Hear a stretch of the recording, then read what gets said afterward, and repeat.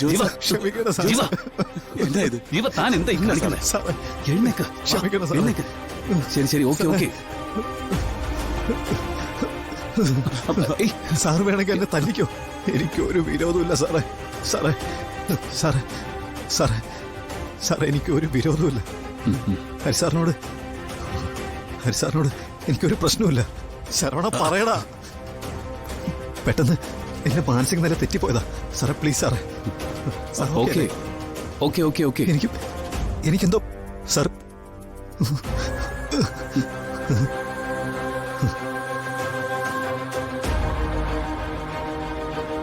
ഞാൻ പെട്ടെന്ന് പേടിച്ചു പോയി ഹരി സാറ്. ഇങ്ങനെയൊക്കെ വരുമോ സാറേ?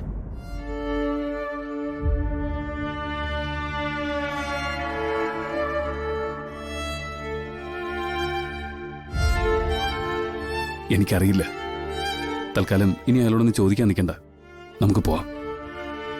ആന്റി നിത്യയും ഹോസ്പിറ്റലിൽ കാത്തു നിൽക്കുക. പോവാം സാർ.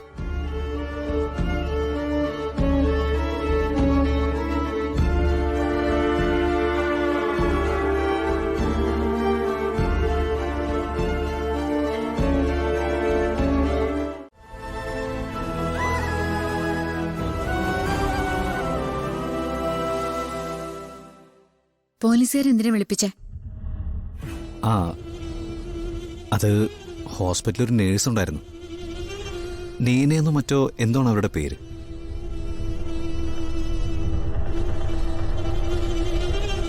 അവരെ കാണാനില്ലെന്നും പറഞ്ഞ് സ്റ്റേഷനിലൊരു പരാതി കിട്ടിയിട്ടുണ്ടെന്ന്.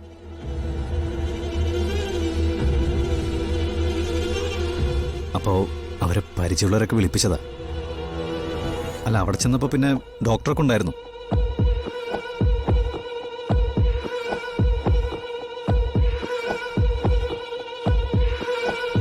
ഡോക്ടറെ കണ്ടു. ആ സ്ത്രീയെ കാണാതായിട്ട് കുറച്ചധികം ദിവസമായത്രേ. അതിന്റെ ഭാഗമായിട്ടുള്ളൊരു അന്വേഷണം.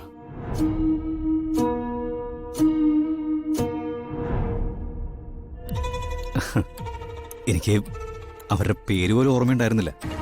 ആശുപത്രിയിൽ എത്രയോ നേഴ്സുമാരുണ്ട്. എന്നോട് പേഴ്സണലായിട്ട് പരിചയമുണ്ടോയെന്ന് ചോദിച്ചു. ബോധമില്ലാതെ കിടക്കുന്ന എനിക്കാരെ പരിചയം ഉണ്ടാവാനാ? ആ പെൺകുട്ടിയെ കാണാനില്ല എന്നുള്ളത് സത്യമല്ലേ? അപ്പൊ അതിന്റെ പിന്നിൽ ആരെങ്കിലും ഒരാളുണ്ടാവും.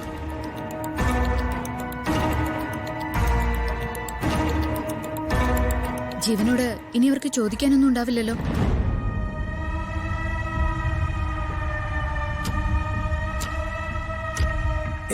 ഏയ്, എന്ത് ചോദിക്കാൻ?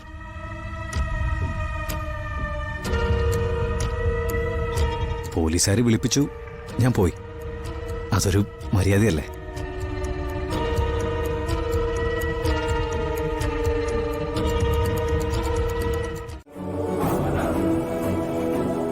ഇന്ന് പ്രത്യേക പൂജയായിരുന്നു.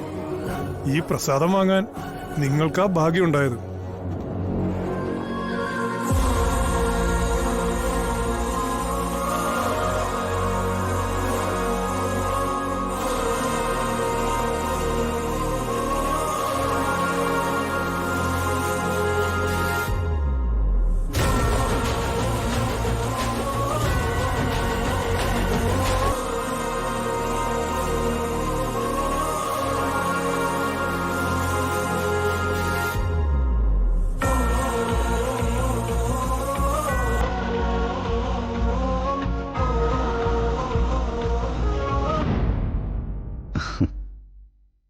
എനിക്കല്പം ഭാഗ്യം കുറച്ചു മതിയെന്ന് ദൈവം തീരുമാനിച്ചാണ്, അല്ലേ ഹരി സാറേ?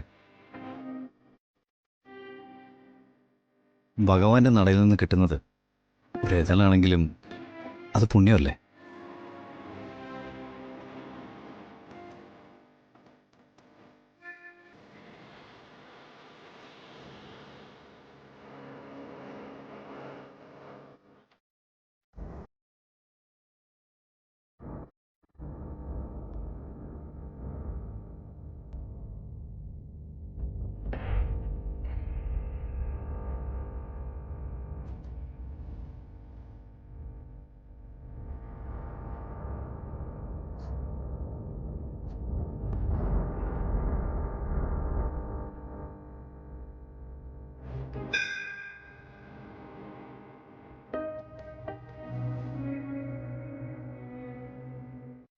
ശരവണ, ഇവിടെ ഫ്രൂട്ട്സ് ഒക്കെ ഇരിക്കുന്നുണ്ടോ? കൊഞ്ചം ഇருக்கு സാർ.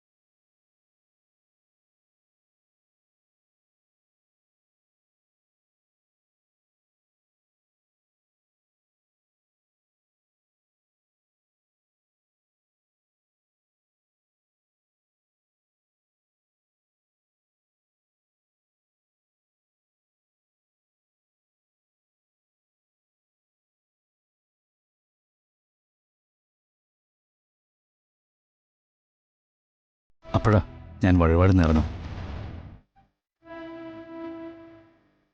ഞാൻ തനിച്ച് ചെയ്യേണ്ടതാ. ഞാൻ പോയിട്ട് വരാം. വരട്ടെ അമ്മേ.